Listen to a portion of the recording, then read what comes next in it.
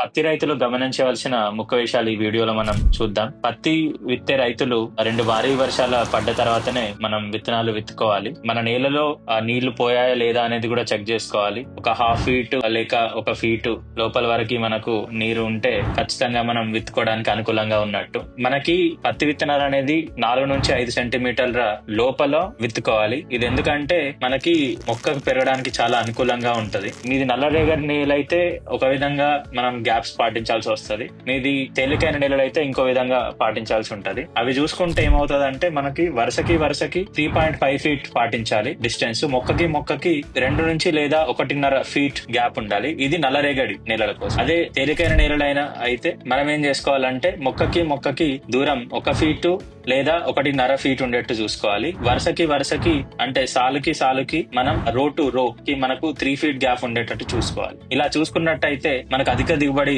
వచ్చే అవకాశాలు ఎక్కువగా ఉంటాయి. మళ్ళీ ఈ గ్యాప్స్ అనేవి ఖచ్చితంగా ప్రతి రైతుకి డిఫరెన్స్ ఉంటది. ఎందుకంటే వాళ్ళు కొన్న విత్తనాలు, వాళ్ళ నీటి అవకాశాలు ఉన్నాయా లేదా, ఇరిగేషన్ ఫెసిలిటీస్ ఉన్నాయా లేదా అనే దాన్ని బట్టి ఇది చేంజ్ అవుతూ ఉంటది. మీరు ఇలాంటి విషయాల కోసం మీరు తెలుగు ఫార్మర్ అనే ఛానల్ ని సబ్స్క్రైబ్ చేసుకోండి, ఫాలో అవ్వండి.